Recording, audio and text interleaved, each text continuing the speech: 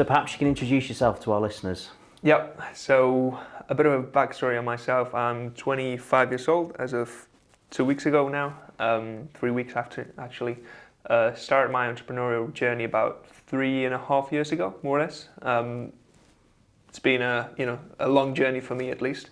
But over the last, I would say, 12 months, we've managed to buy 12 companies so far. We've managed to grow by a bit more than 100 million in annual turnover.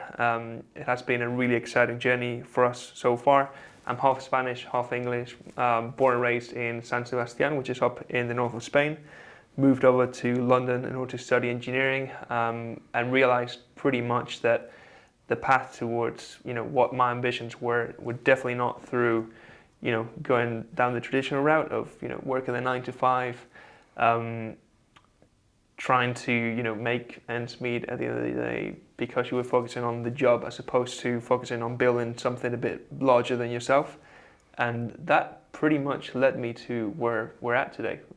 We've managed to achieve some pretty cool things, and yeah, it's been a crazy journey so far. If I were to compare myself to where I was 3 years ago and now, I would be telling myself, congratulations for what you've done and where you're going. So, yeah, I'm a young entrepreneur, buying and selling businesses on a daily basis, working with Paul day in, day out on trying to make things happen. And yeah, it's been a really interesting journey so far. What about yourself, Paul? What's your background in terms of over the last 10, 15, 20 years? I know you've been busy, you've kept busy, but what's your so I got into business. I guess my interest was peaked when I was about 13. So didn't really know what I wanted to be when I was, a kid. And my mum had a small business in the childcare space. So every evening she'd come home from work, she'd be talking about the challenges and things, and I guess that got me interested and started to think about business, and I wanted to maybe have a career in business but not really sure what that was. I'm not the sort of person that really enjoyed education. I left school, I got some reasonable qualifications, but I decided I wanted to get into the world of work and learn by experience. That for me has been my journey, really, is learning through experience. You do something, you become better at it each time you do it. So left school, got into the world of real estate, worked for somebody else, was very successful. And at this point in time, my mum was having challenges with her business, and I just literally a whim really, I said to her, why don't you let me take over the business? I'll buy it off you for £1. I'll sort out all the business stuff. You do the operational stuff. And not expecting her to say that she'd do that, she actually did. And so I bought my first business when I was 19, and it was in the childcare space. Didn't have kids, not very good with kids. Don't know really anything about kids. But my mum's great. She's a grandmother now, and she's great with kids, so running the nursery and all that sort of stuff she was brilliant at. But I guess the side that was challenging was more of the business side of things. So what we did was sort of make sure that the right processes were in place, the right people were in there, the structure was right. One of the big areas was cash flow. People wouldn't really pay their bills on time, so we sorted all of that stuff out. So that was my first taste of business. And I guess that's what sort of started me off. And I was working in the real estate industry aside. This was more like a side hustle for me. And I'd sort of made money for somebody else, and thought there's got to be a better way of doing this. So I left my well-paid job and company car and decided to set up a business. Spent 7 years doing that, sold it, and then for the last 13 years I've been involved in sort of mergers and acquisitions. Been a bit of a journey, but that's how it all started. What's really interesting about your journey is people, when you become like 18 or so, you turn 18, and people normally have this path towards university, right? That's kind of like the script that normally gets followed. Didn't you have some kind of internal pressure to go down the university route, or you were just so focused on like going into business that you didn't really care about what else was going on around you, and you were just like, okay, Yeah, I think back then, and it's the same now, is that pretty much 99% of the Western world are all in a sort of bit of a system. So you go through school, you get qualifications, some people go to university, some people get into the world of work. You're sort of sold this, if you go to university, you'll get a qualification, you've probably then got more chance of getting a better, well-paid job than if you don't have a degree education. And then you work for 40 years and then you die, and or you get a pension and then you die, and it's like, well, what's the point of that? So I don't have anything against university education at all, but I just think that for me, that didn't fit for me, and I think that you're only on this planet once, and it's better to make the most of it. It showed definitely like a lot of emotional maturity and like critical thinking to actually think about that at like 18, right? Like people don't even think about that until they're 35, 40. They find themselves, paying the bills, being stuck in like this kind of rat race, and at that point feel like, okay, actually I should have gone down the other path as opposed to the traditional one. Question for you: when you were 18, did you think that you would be where you are now, 7 years later? I had an internal belief that was telling me, like, there was something inside of me that was telling me that I wanted to go into business. I definitely didn't know I was going to be at this point in my life doing what I'm doing, but there was something telling me inside that, like, every single time I would read, the subjects of what was going to be taught around, engineering, or I'm an engineer by background, I was just like, this is just doesn't light up a bulb inside of me. It's just not that interesting. And I always found myself just reading about business articles. So because you don't get exposure to business in school, right? It's kind of like you don't really know that this path exists unless, you've been exposed to it and, at home or whatever, which I hadn't been exposed to that much based on, my parents' backgrounds. So it was really, once I got to London, I experienced a lot of new areas and I met a lot of new people that really my mind expanded, and I was like, holy shit, there's a lot out there that I haven't really experienced. And that's when I started my journey of looking and trying to find my own path in life, I would say. And how important are goals to you? Do you set yourself goals? 100%. There's a guy called Jim Rohn. I'm not sure whether the audience he's a pretty old, like personal development guy, and he talks a lot about goals. I think he was 25 when he, first set himself the first goals. I think it's crucial. If you don't have goals, you're going to become part of someone else's goals, right? So it's kind of like, would you rather set your own goals, know where you're going, and decide that you're going to go there, or just be part of someone else's goals? So there's nothing wrong with following someone else's goals, because you could have a really good plan inside someone else's goals. But, if you're looking to build up your own life, then you probably want to make sure that you've got your own personal goals, right? What are your thoughts on waiting to set goals to, the end of the year, first day of the year? What are your, how do you tend to set goals, Paul, on your own? Yeah, so I think goals are really important, but I actually think to take that one step further, it's actually about creating the habits to achieve those goals. So take a really simple example. Let's say, like most people do at the beginning of each year, they want to get fit and healthy, they want to go on a diet, they want to lose weight and stuff. So anybody can set a goal that I want to lose this amount of weight, I want to eat healthy, and all of that sort of stuff, and get fit. But what most people, the reason why I guess most diets fail is because most people don't create the habits to achieve that. So for example, making sure your refrigerator is full of fresh produce, making sure you've got time in the diary every week to go to the gym or work out or whatever you're going to do. So I think, we have at Opulentia, me personally, we have some very big goals. But I think when you look at those goals and what we're trying to work towards and what we're trying to achieve, it's the habits that we do every single week that actually gets us there. Is it building this particular group of companies this year? Do we want to hit a certain revenue target? Do we want to sell a business this year? Whatever those goals are, we've got to then create the habits to create the plan to achieve those things. And I guess some people have big goals, small goals. It doesn't really matter. But I think it's very important that everybody knows where they're focused, and it's not just personal, but I think it's also in each business that we're involved in. You've got to have a strategy. Where are we aiming? Why are we wanting to get there? What's the end goal? So I think all of those things are quite important. So thanks for tuning into the Buy, Build, Sell podcast. Please visit buybuildsell.net in order to access our free community on buying and selling and building businesses, so that you can access like-minded entrepreneurs, get access to free resources, and be able to access content that is not available online that will help you on the deal-making journey. We promise not to spam you, and we will be sending you the next episode on your email for free at your disclosure. Thanks a lot. Really cool book called Atomic Habits by James Clear.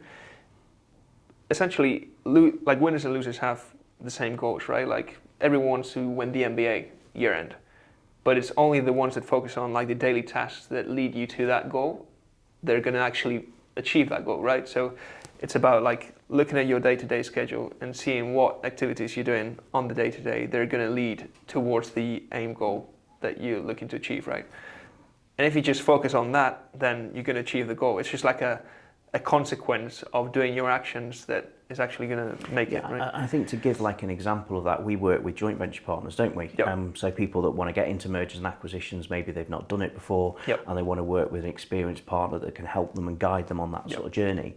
And I guess when we start talking to new joint venture partners who have not done this before, it's, you know, that their goal is they want to get their first deal. Yep. You know, if is that in 6 months, 12 months, whenever. Yep. But it's actually the habits that sit behind that. Yep. So, you know, if you want to buy a business, well, where's that business? How are we going to find that business? Who are we going to approach? How are we going to approach them? Yep. So one of the ways we source deals is using like social media or Yep. direct mail, where we'll write to a business owner, for example, and it's about making sure that you've got time in the diary, that first deal you want to do. Yep. You know, are you doing your sourcing? If you're doing your sourcing, you're going to be having conversation with business owners, Yep. and then you're on your way to actually achieving that first deal. Yep, 100% agreed. I think let's put the M&A example to start with. Everyone wants to understand all the processes that go into making a deal happen, but there's a first step that needs to happen in order to get through that process, right? Which in this case is getting deal flow. And you're 100% correct on that. Just focus on the small habits that lead you to the goal, and you probably achieve the goal, maybe not this year, but in 2-3 years' time. If I look at my goals in 2019, I've actually got a list here in my notes. Everything has been achieved, like literally everything.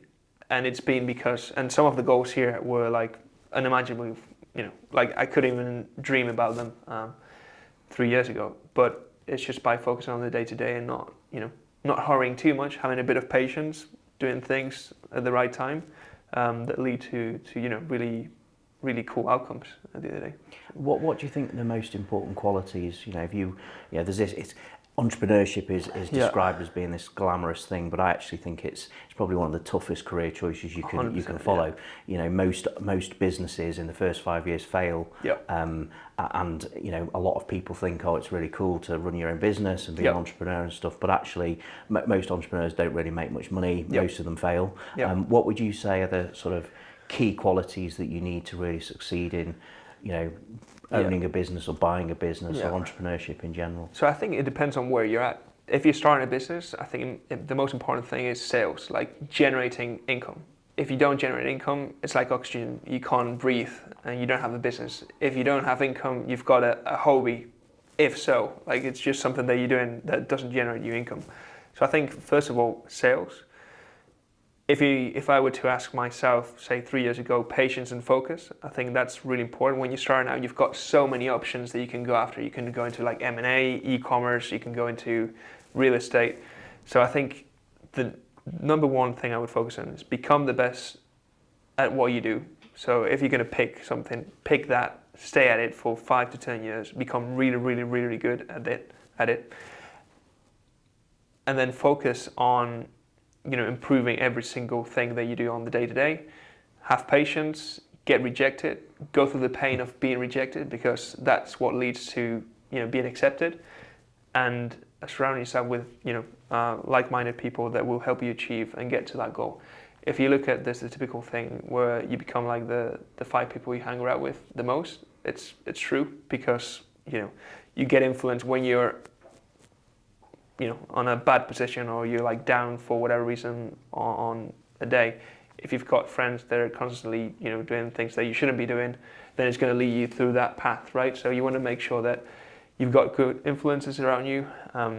You've got people that are going towards the same direction that you go in, and, you know, just enjoy the journey as well. I think one thing that I didn't do at the beginning is enjoy the journey, and it's really fun once you start enjoying the journey. But, you know, it's something that you need to go through. And so what about yourself, Paul? What do you think is, say, let's put the example, a 20-year-old Paul or 20-year-old, millennial right now that is starting a business, what would be your 3 pieces of advice for someone that hasn't generated a single dollar just yet? Like, what would actually be?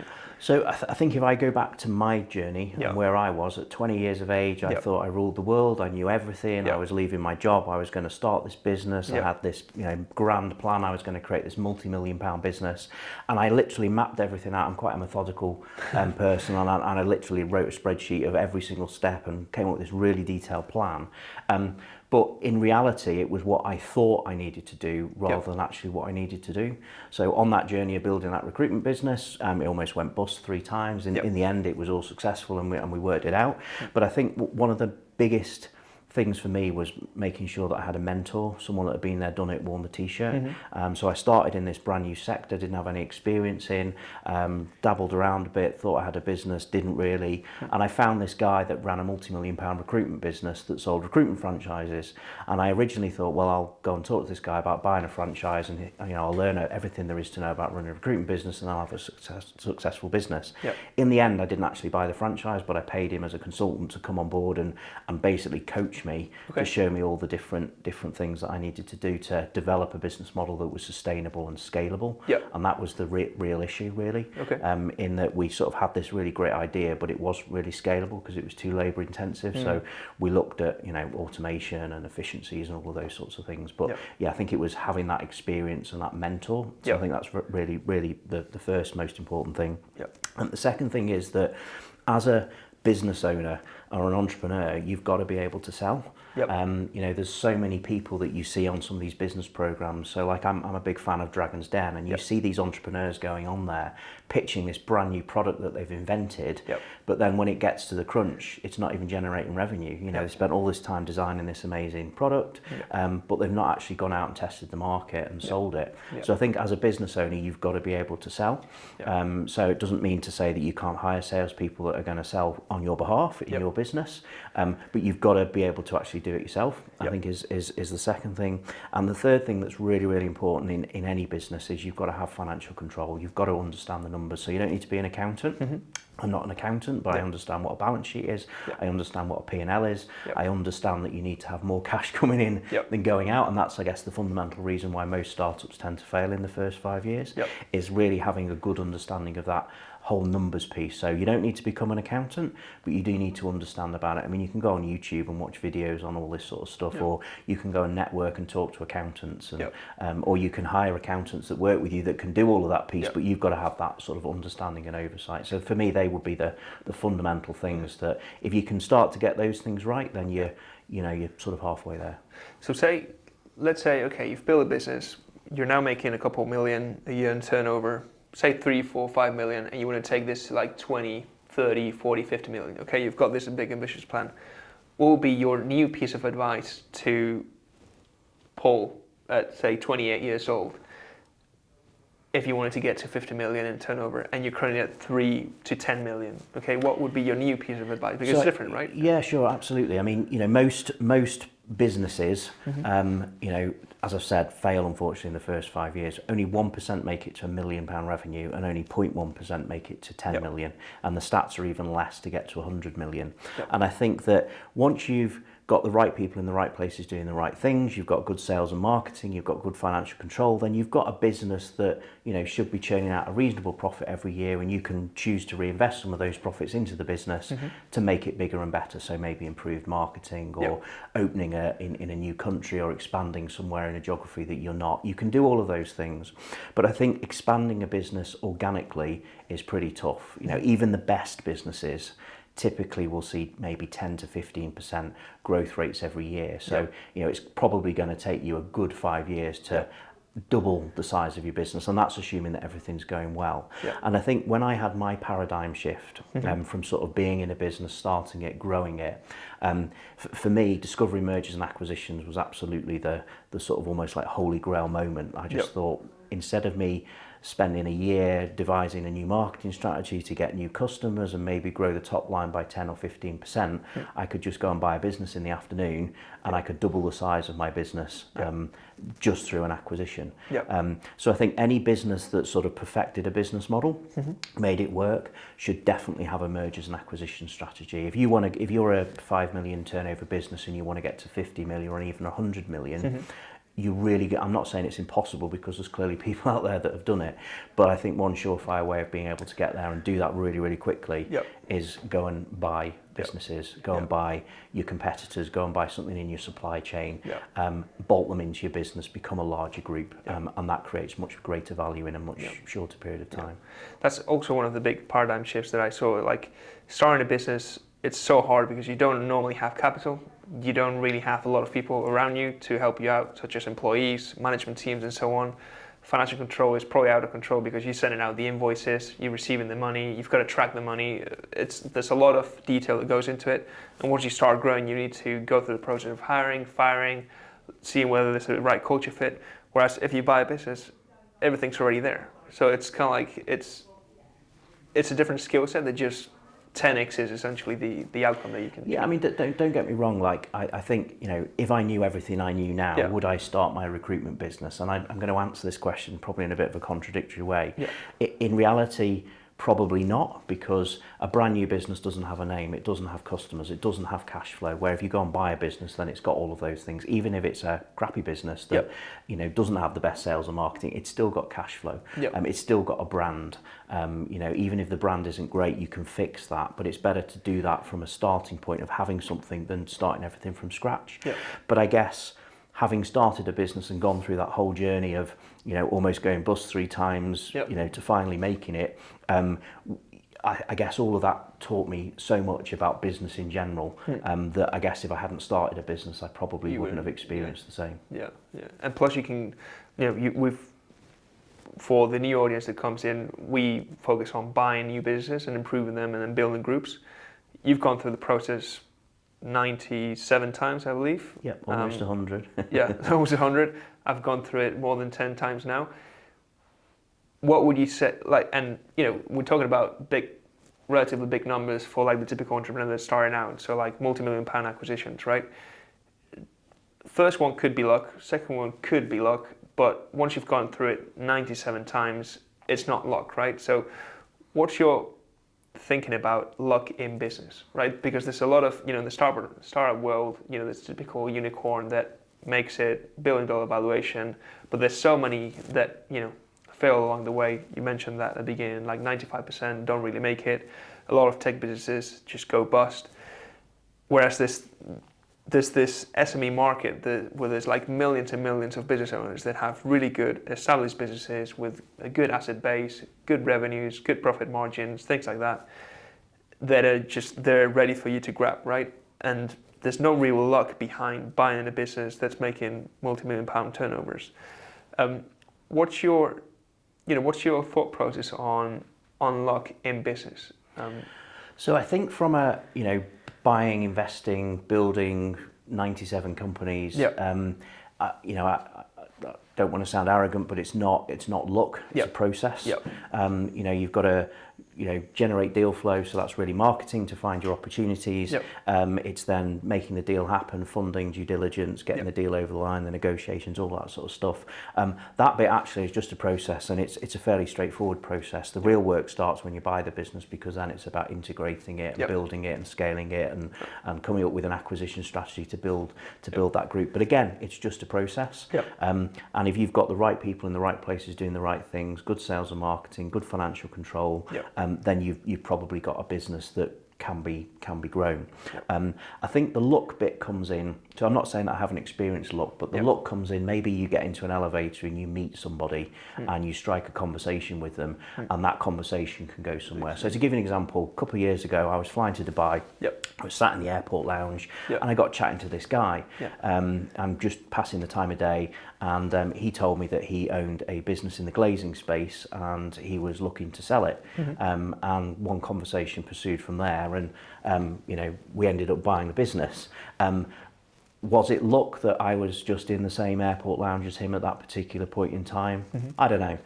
But I guess luck comes along in different ways. But I think in terms of, if you want to buy a business, build a multi-billion pound group, whatever, yes, maybe luck might have some sort of play in that because of opportunity and timescale, but it's following a process. If you didn't have any luck, that example with the glazing business, I could have gone and looked for glazing businesses in the UK in that particular geography. I could have written to the owners, I could have had conversations with them, and I could have had a chat with someone that might be thinking of selling their business. So I could have created that same opportunity, but it was just luck that, Yeah, I totally agree. I think luck comes when you prepare to take an opportunity, and for the variables at that point in time just join it themselves, and you're able to strike it at that moment in time, right? But if you don't prepare yourself and you don't get exposure to the right kind of opportunities, you could have not gone into the lounge. You could have gone to the typical public area of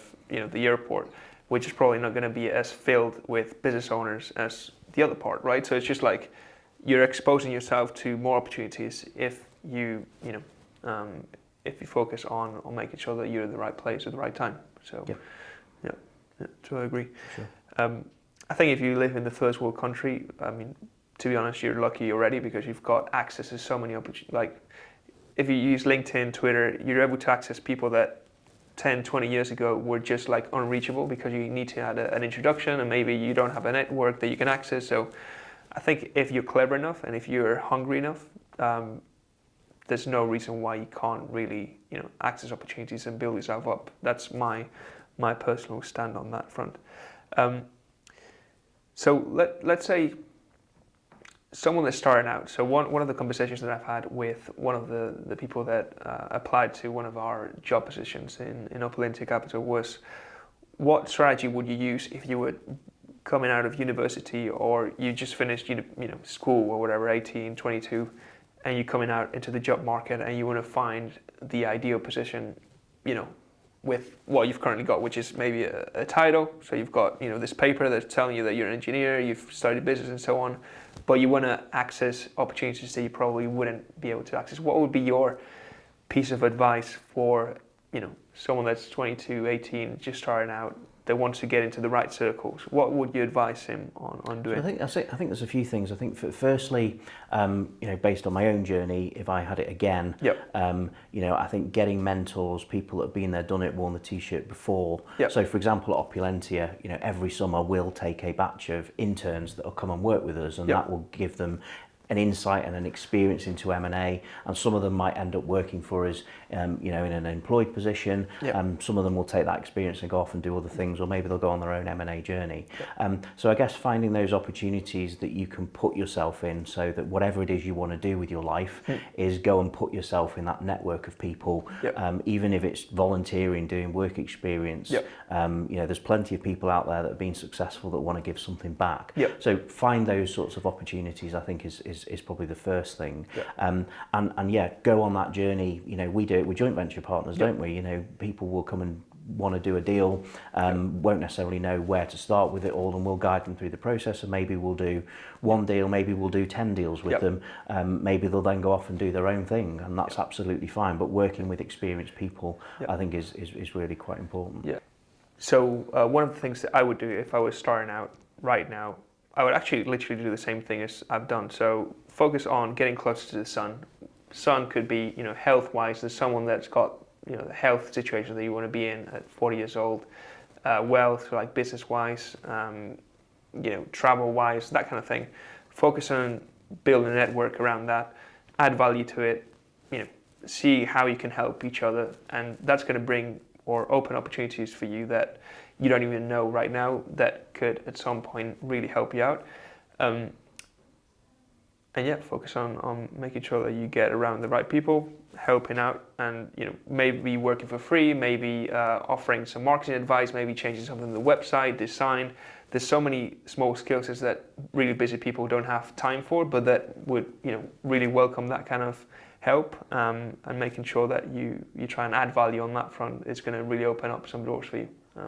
Yeah, I think one of the entrepreneurs that inspired me back in the day is a guy called Daniel Priestley, and if people are watching this, I'd definitely recommend looking him up. He's written some really great bestsellers, but one of the things he talks about is how to become a key person of influence. So everybody's got to start somewhere, and his story is he was from Australia, he arrived in London in 2006 with literally just a credit card, no money, and he's created a massive business, and arguably in probably one of the toughest cities in the world, London is fiercely competitive, and he's created this amazing business. But he talks in his book about key person of influence is surround yourself with smart people. Look for let's say you're selling a product to the real estate industry. Take a business that I used to be involved in. Go and find out who the key influencers are in the real estate industry, network with them, look for opportunities to create joint ventures, piggyback off their credibility, and then you can offer something back in return, and it almost becomes like a snowball effect. And I think it's a really powerful thing. So, if you're listening to this podcast today thinking, I want to do a deal, I want to get into mergers and acquisitions, but you've got no experience in it, then my advice would really be around surround yourself with people that are already in that space. Become that key person of influence yourself, become that expert. So, plus have patience as well. Like nothing's going to come in one day or even 1 year. Like maybe you've got to focus on one industry for 3+ years. That's what happened to me, for example. So like when I started out, I had the skill set of generating deal flow, but I didn't have 3, 4, 5 other skill sets that are really important in order to get a deal done. So maybe focus on joint ventures where you can get that skill set from someone else, but also focus on there's a lot of variables that come towards making a success in business or getting a deal done in this case or in our case, and it's a numbers game at the end of the day. It's a patience game as well. There's really cool correlation with bamboo trees. So like bamboo trees spend about, I think it's in between like 5 to 8 years building themselves up from the ground up, and within like 6 to 8 weeks they grow by like 3 meters without even seeing where they're coming from. And I think it's very much the same when you see someone become really successful after like 5 to 10 years. It's not because they haven't been doing it, it's because all the work that they were doing had been compounding upon each other until the point in which it becomes like a massive public success at that front. What's your experience with patience, Paul, in that regard? Personally, I don't have any. I'm probably the least patient person that you know, but no, that's a bit of a facetious comment. I think you do have to have patience and probably more so perseverance. You've got to be tenacious, you've got to keep going, you'll get knockbacks. You've still got to be able to pick yourself up, and part of that is having the patience to understand what went wrong and learn from it and look at how you could do it differently next time. I think most entrepreneurs tend to actually lack patience.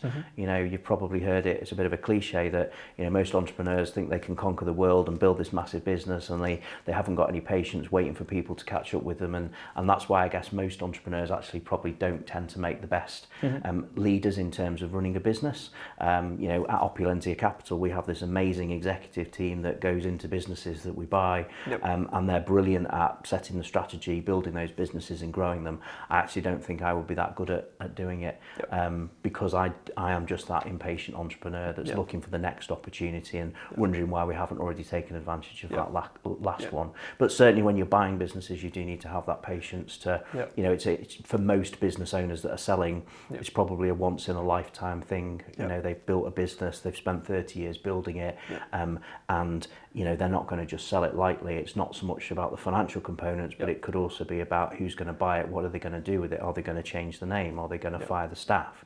Certainly our model is not to do any of those things. We want to build upon that legacy, but I think you've got to have patience to understand that journey that the business owner is going to go through to come to that realization. I mean, some of the deals that we've done, I mean, we were speaking about one earlier today, you'd made initial contact with them 3 years ago. It was like 2020 when we first had contact, and like 3 years later, out of the blue, he came back to me. And that's when I talked about there's a lot of variables that need to come to place in order to get a deal done in this case. And sometimes it's just timing, right? It could be the right person with the right team that wants to do the deal, but it's just not the right timing. Sometimes it's just the financing market. Other times it's just due diligence. Like there's a lot of things that need to be aligned in order to get a deal done, and it's patience and it's there's a guy called Gary Vaynerchuk that talks about micro speed, macro patience. So it's pretty much, you want to be really focused on like being really quick on the day to day, boom, boom, boom, boom, boom, but you need to be really patient on the long term. And if you combine both, I think that's what I've learned about yourself, Paul. You're like really quick and you get things done on the day to day really quickly, but you also have you're able to release and have patience on the long term. So yeah, really interesting business lesson there. For sure. So I think to wrap up today, thank you for listening, tuning in. I think, hopefully what you've heard from us today is that, anyone can make it. I'm just a regular guy that came from England, left school with some qualifications, and we've created a business off the back of it. I think patience is very important. I think surrounding yourself with great people, mentors, coaches, and having that focus is really, really quite important. Anything totally to add agree. before we wrap up Yeah, today? no, totally agree. I think focusing on being the best in my case is just like focus on being the best within your industry. Opportunity will start coming to you, and it's just about being within one industry for more than 5 to 10 years and seeing how your efforts compound upon each other, and getting things aligned in order to achieve whatever you want to achieve. Thank you for tuning into our podcast today. Have you tried our free survey to assess your skills as a deal maker? Visit www.buybuildsell.net/survey to take our free survey and assess your skills as a deal maker.